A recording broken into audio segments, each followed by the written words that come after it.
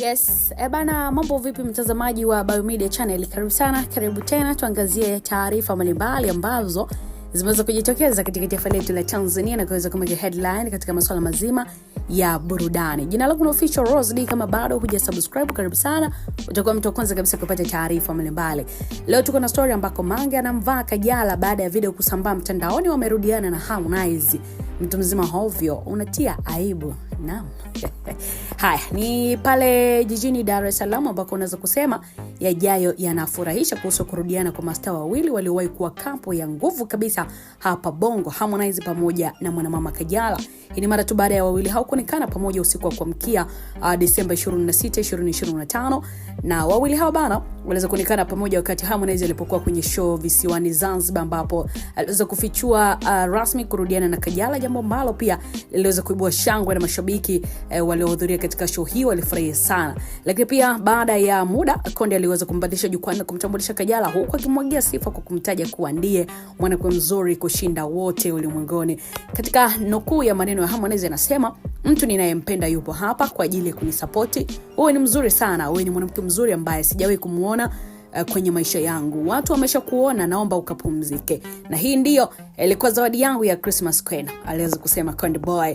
Lakini pia utakumbuka uhusiano wa wawili hao ulianza mapema kabisa mwaka 2021, na baada ya hapo waliweza kuachana, lakini huo haukuwa ni mwisho wao. Walirudiana tena mwaka 2022 ambapo walirudi kwa kishindo kabisa na Harmonize kumvisha pete Kajala kabisa.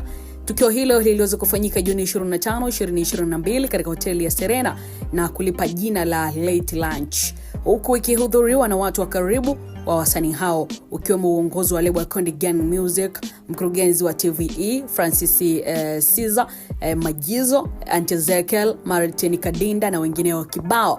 Lakini pia wawili hao walichumbiana ikiwa ni takribani mwaka mmoja tangu walipotengana, baada ya mwanamuziki huyo kumfungulia mashtaka Kajala na binti yake Paula, akiwatuhumu kuvujisha picha zake za utupu.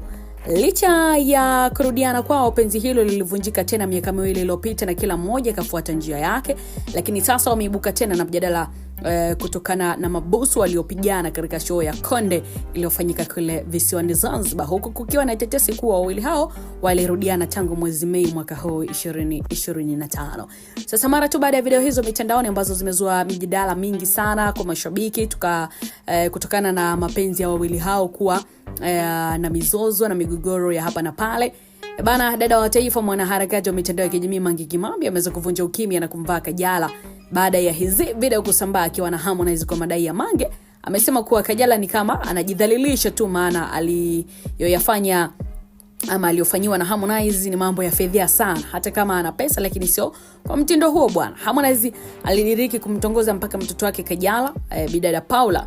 Hii ni aibu kubwa sana. Anaona kama anawafurahisha watu, lakini ajue tu anajidhalilisha. Kashakuwa mtu mzima sasa, kwa anayoyafanya kiukweli ni aibu kubwa sana. Lakini pia Mange amezidi kusisitiza Watanzania kwa bizi na taifa lao wasiwarudishe mjini hawa wasanii, maana pia wamekuwa wakitumika ama wakitumia mwanya wa kurudishwa mitandaoni ili kuzima harakati za ukombozi wa taifa anazozitaka yeye mwanadada Mange. Anamaliza kuongea hivyo kupitia video ambayo imekuwa pia ikisambaa kwa kasi sana katika mitandao ya kijamii.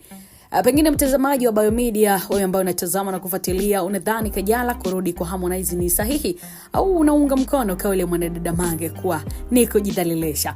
Nafikiri pia umefanikiwa kuona video hizo. Endelea kudondosha maoni yako moja kwa moja. Hope mzungu enjoy. Till next time mtazamaji. Bye bye.